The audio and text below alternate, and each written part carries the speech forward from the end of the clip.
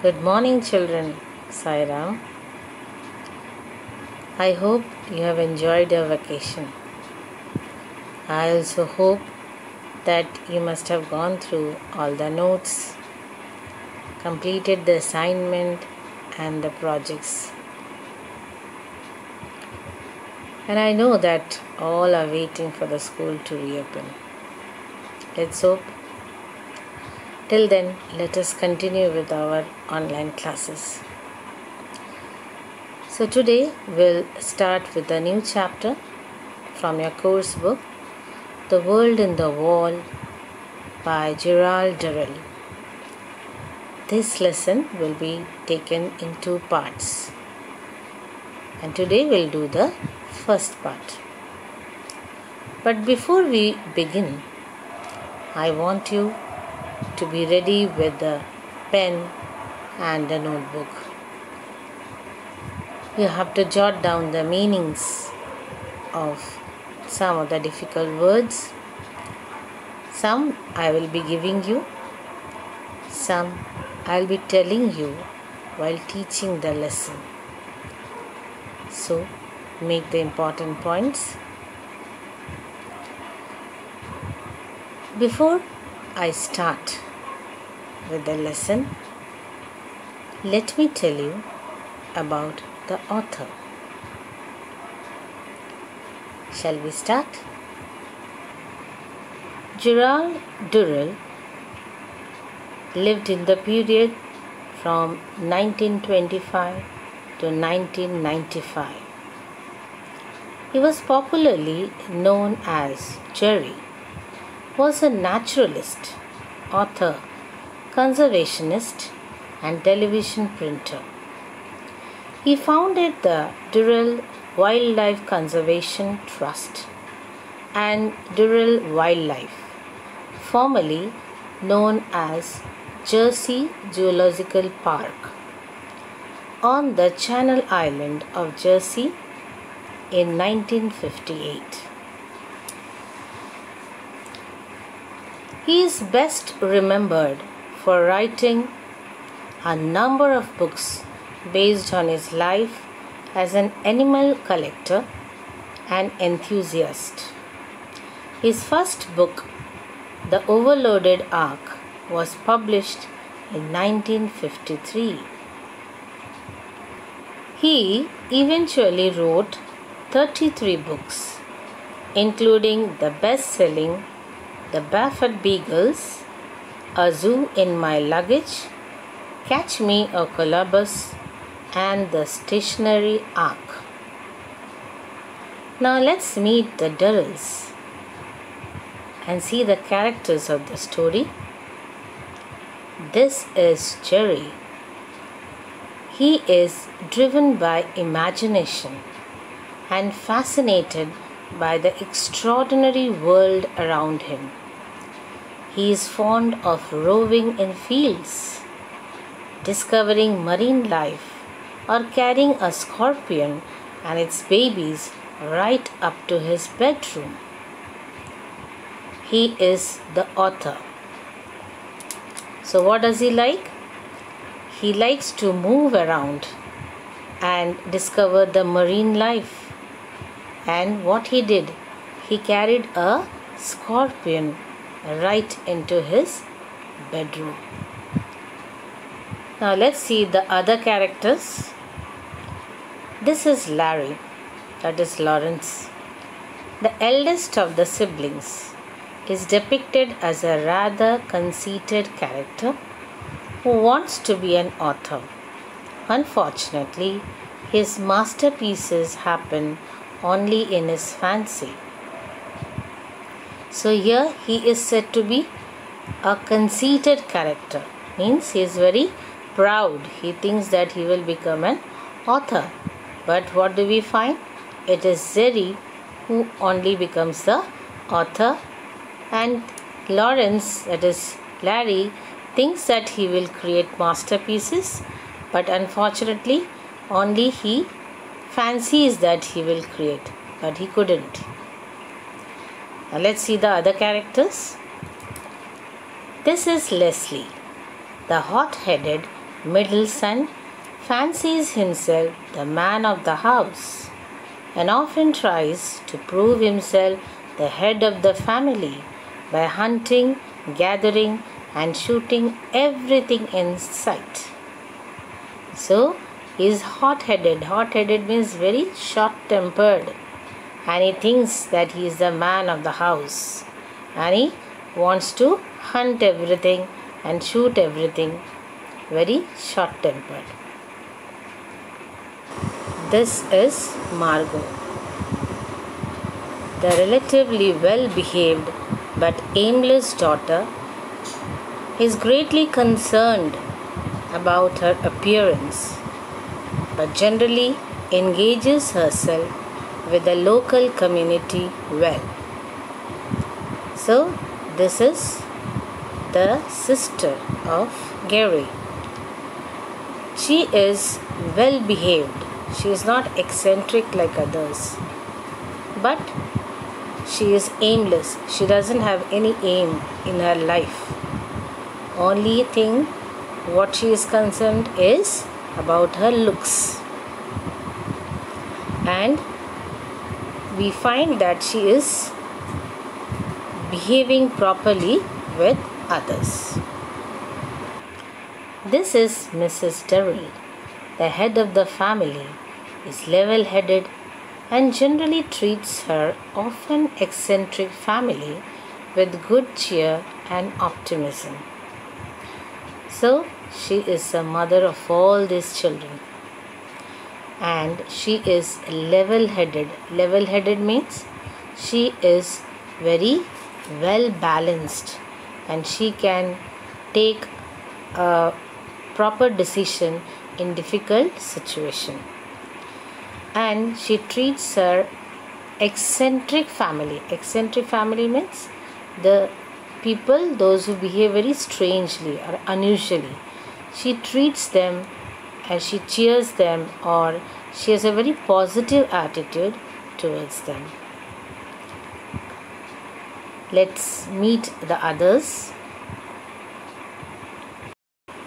This is Lucrezia. She is a long-suffering part-time housekeeper of the Darrell household. So she is like the maid, is a helper of the house. She is long-suffering part-time housekeeper. So long-suffering means she has to bear the brunt of these strange people. So let us see what she suffers in the story. This is Roger. The dog, the lumbering dog, is incredibly affable and great company, but is often not the sharpest tool in the box.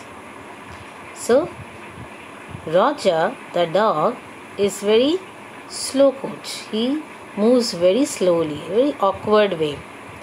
But he is lovable. Affable means he is lovable and great company.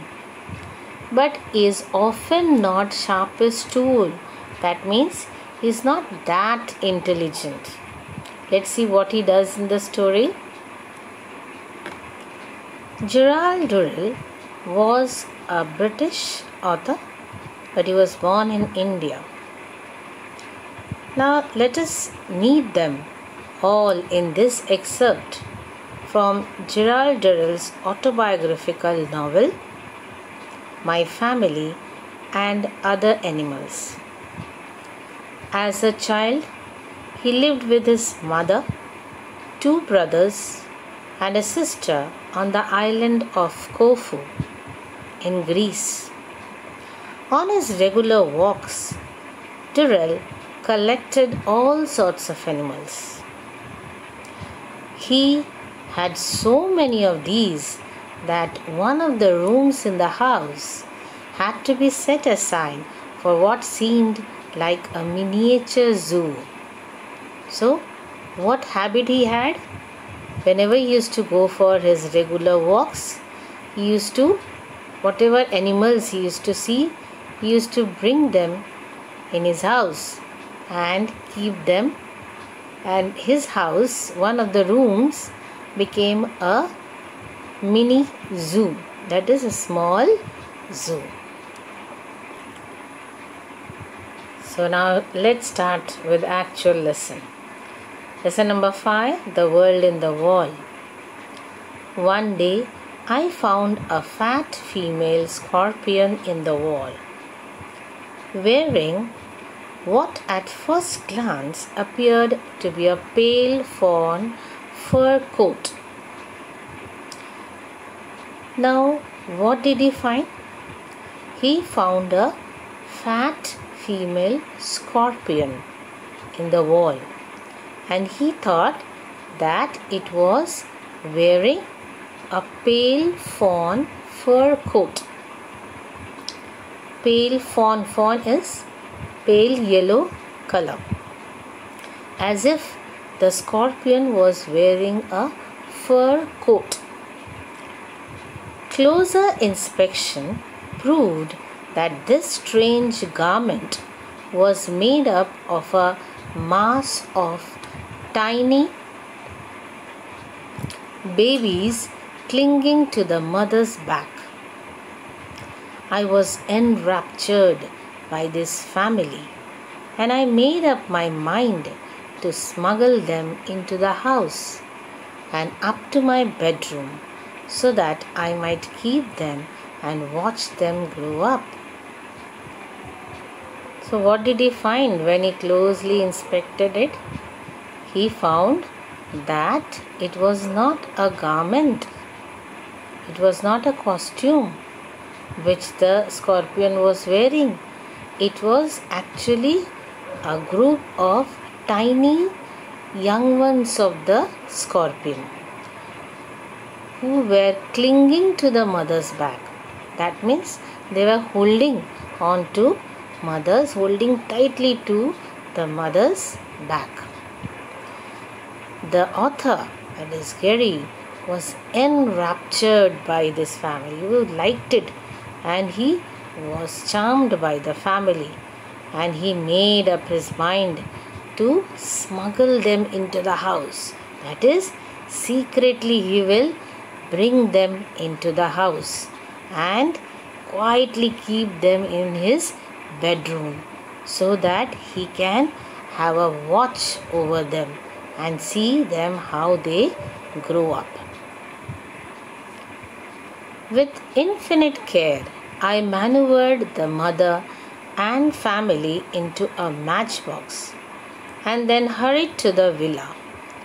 It was rather unfortunate that just as I entered the door, lunch should be served. Now, what he did? With infinite care, with utmost care, very carefully, he maneuvered. That means very skillfully, he collected the mother with its family and put them inside the matchbox. And then he very fast went into his house. But it was very unfortunate, because just that time, as he entered the house, as he entered the door, lunch was served. And why does he say that it was very unfortunate? Let us see in the story. Here, can you see the scorpion with its young ones clinging on its back? See how small young ones are clinging, and it looks like the furry coat. However, I placed the matchbox carefully on the mantelpiece in the drawing room, so that the scorpions should get plenty of air, and made my way to the dining room and joined the family for the meal. Dawdling over my food, feeding Roger surreptitiously under the table and listening to the family arguing, I completely forgot about my exciting new captures.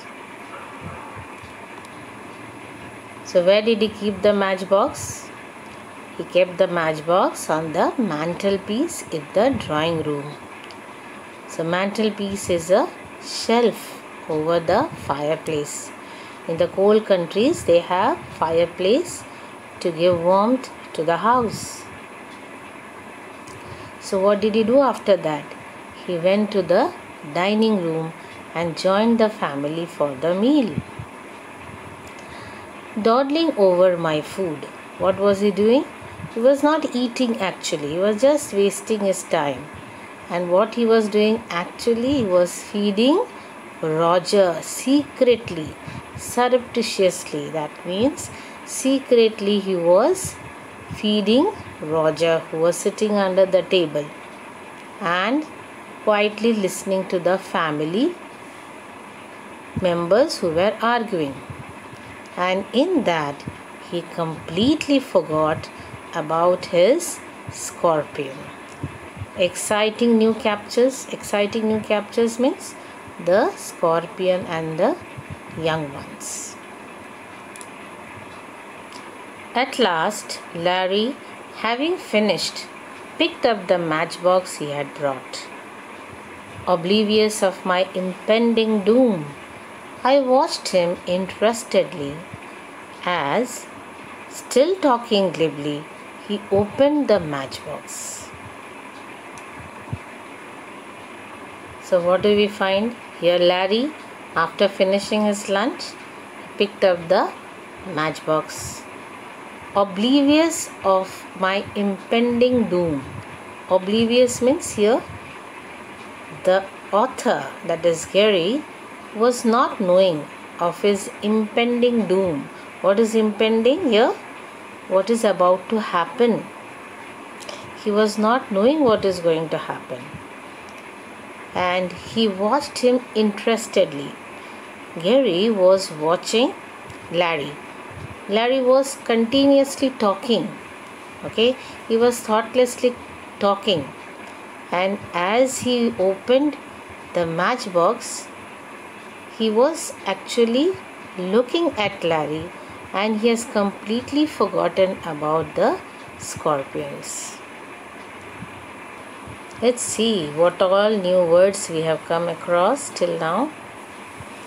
Smuggle means to take something secretly to a place. Mantelpiece, a shelf above a fireplace. Dawdling, wasting time. Surreptitiously, secretly.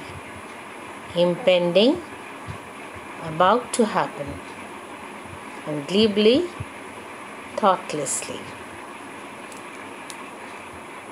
Children, let us see what happens next in the next video.